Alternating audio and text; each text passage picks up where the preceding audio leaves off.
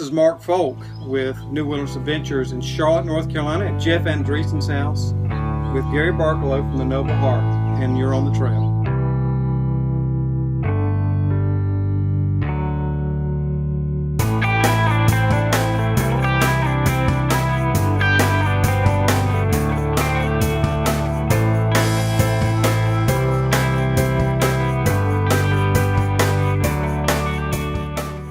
Good to have you here in Charlotte, North Carolina, man. So good to be with you again. I know it is. Yeah. It's been a while since we've seen each other, right? Much less been together. As a matter of fact, we're talking about the message that you wrote your book on, Calling. It's Your Call. And we want to talk about that today some for those of our audience who maybe aren't aware of it. But I had the privilege of being at your experimental intensive in 2003 in Colorado, which it had a huge impact on my life. It moved me to another place in my calling and in my role with New Wilderness Adventures and also with my ministry. So I just want to kind of ask you some questions. First of all, can you tell us a little bit about the message of calling for our guys? Yeah. I think a lot of people have a misunderstanding of calling. You know, they right away go to a calling as a particular role or title or position or place. And so they think, gosh, I don't have a calling because I don't feel like I am to be a pastor or to be a missionary or whatever those categories are. But really, your calling is the effect of your life that God has given you to bring to the place where you're living in a time that you're in. It's really the effect of your life. And so, because I think there's this misunderstanding that it's more of a role, a position, a place, I think many people give up on the idea of finding their calling. Though the hunger and the curiosity and the passion to find it never leaves, I think this discouragement sets in of, I guess I don't have one, or it's not for me, or I'll never find it. And so what I want to do is help people understand you do have one. You can find it. It is right there. It's who you are. It's not becoming someone different. It's just becoming who you are and bringing that to the world. Right. I remember that concept for me in 2003 and the exercises we did to, of course, look into the history and the themes of our lives, but also that revelatory wording that it's not, as you just said, it's not about a role, right? As much as it is about where you are and who you are to be.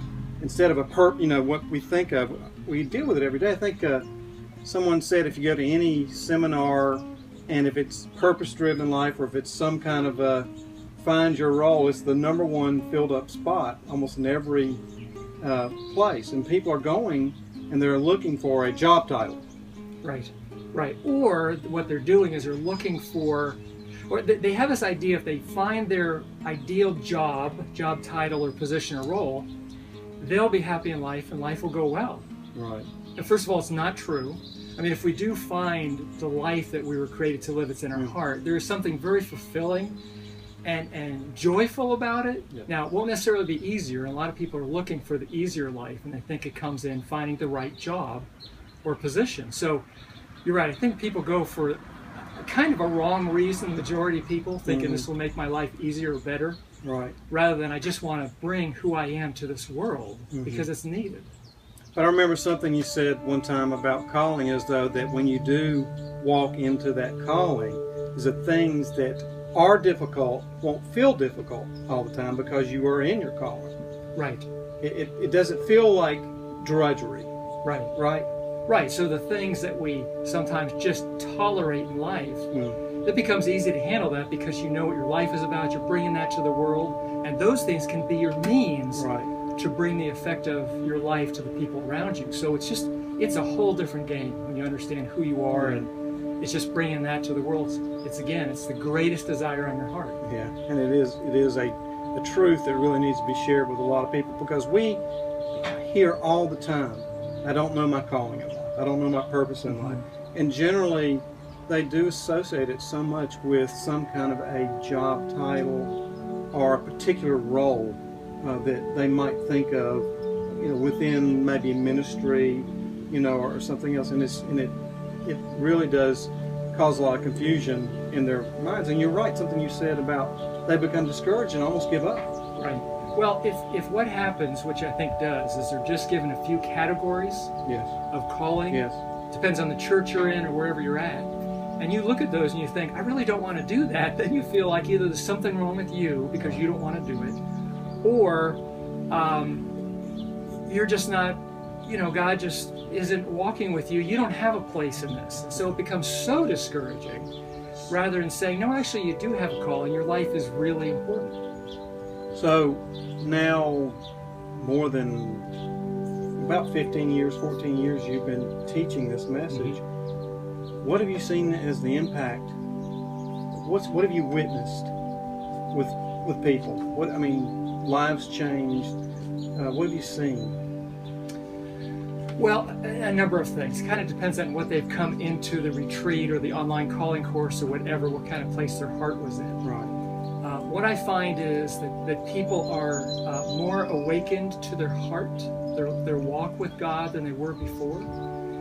They're looking for God to speak in a number of ways. Maybe one time when they came in, they didn't think He did speak to them, or it was only one way and it didn't work for them. Now they're looking for God to speak to them through their friends, through the Word, through movies they're watching, through songs they're hearing, through all sorts of things. There's an awakening that takes place, and therefore an excitement to walk with God.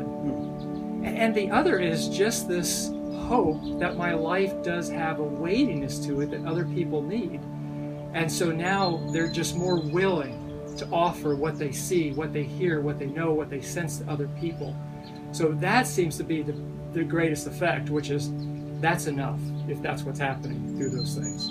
And what you teach also, which is so great, is you teach in terms of someone's entire life.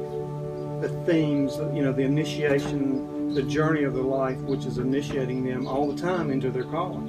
And that gives a lot of hope to people to look back on their lives and say, well, okay, these weren't random events, right? Right. Well, because we talk about this idea that they need to be alert and oriented to the story they're living in, their context, their own story, alert and oriented to their desires, what has God placed in their heart, and how to discern that, and their journey.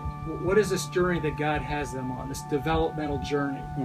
And so now they can look back at their life and say, oh, I know what God was doing at this point, what He was depositing in my life, or honing, or strengthening. So it's. I hope it's always a life changer for them. They look at life differently. They walk differently. They relate to people differently. Well, I know it is, because it has been for me. And there's some other guys that we know that have had significant trajectory changes in their lives because of your work and your ministry with them, and we'd like to hear from them. The calling message that Gary Barkalow shares and invites people into has really affected my life, impacted my life and my walk with God in ways of words like clarity, understanding, hugely helpful in settling my heart in regards to why am I here, and what am I supposed to be doing, and that coming from a better question, who am I supposed to be in this story? And so I am indebted to Gary for walking me into and through the calling weekend and the exercises. I'll never forget one of the quotes that he's used that has stuck with me from Thoreau, and it is, most men live lives of quiet desperation, and they go to their graves with a song still in them. I think because of Gary Barkalow and the calling message, the song won't have to go with me to the grave. Well, the Calling Retreat is a significant event. It was one of the, I would say, most important retreats I ever attended, because at this retreat I found out that my story has a very significant meaning to God, that He actually co-authored it. And I actually met myself going back over significant parts of my story. And we help you do that on these retreats.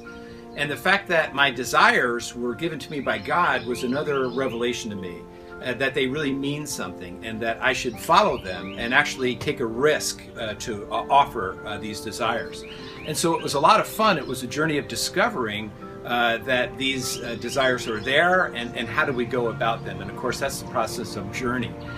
And the reason I say it's a significant weekend is because it's very ongoing. You're always recovering your story. You're always uncovering your desires, and you're always looking at how God is developing you on the journey. So it's a wonderful personal event, but probably the most important thing was how I began to look at other men's lives. I didn't look at them as what are their weaknesses or where is their sin. I actually started to look at where is the glory of their life. And it was such a refreshing change. I hated looking at a person's sin anyway, but helping a person discover their glory has been transformative for me and really kind of puts me on the God track with another man. So I love to sit and listen to their story, help them with their desires, and of course talk about journey. 2006, I had the pleasure of going through a calling retreat through video with Gary, and have had the blessings of knowing him for several years through retreats and other things like that through our allyship at New Wilderness Adventures. And I have to say that the thing that really came home to me is the integrity and the truth and love that Gary brings as he speaks about calling. He brings such a clarity to the message of why am I here, who am I really, and he speaks it in such a way that for us men it's very clear and very easy to understand. Not to diminish what he says by it sounding like it's elementary, because it's not, but from my heart it spoke to my heart in such a way that it unlocked something. I'll never forget, I was going through the passion verb exercise, and it said put some words, some verbiage, if you will, to the things that make you come alive, the person that you are. And I discovered this word that made my whole being turn into brightness and life. And as I began to create, the word create, things began to spring forth. And I think God joined me there in such a way that the kingdom of God became a thin place, and I met with the Lord. And from that relationship and from that experience with Jesus that I had through that calling intensive, I'm able to now translate that to other men and to help them find who they are in the Lord. So I'm very thankful for what God has done through the Noble Heart and through Gary Barkalow. It's really impacted my life, and in turn impacted generations. Okay, Gary, again, going back to my original kind of question about history and about how long you've been doing this, and in these times, more than 10 years later, what do you feel about this message now, the importance of it, the need for it, and what you see? You know what, I am actually more passionate about it now than I was before for several reasons. One, because it feels like the stakes are higher nowadays in this world. Yeah. It doesn't just feel like it is higher, it is bigger. I just know that none of us, there is no man or woman that can be simply a bench warmer, a bystander anymore. Everybody has something that has to be brought to this world for the sake of the kingdom. So one, I just feel like more and more people have to realize they bring something to this world and it's needed. Number two is, a lot of times we jump over the kind of older generation of people. And I'm thinking, why? They're trained, they're developed, they want to step up to the plate, they want to get in the battle, they just need an invitation, permission, a little bit of clarity or understanding. And that's who I want to bring it to, because they're ready to fight, they're ready to bring it now. And we just have to tell people, you can, you need to be, God's made you to do it. Wow, that's good. Well, thanks, Gary. This is Gary Barkalow once again with the Noble Heart. I'm Mark Folk with New Wilderness Adventures, and you're on the trail.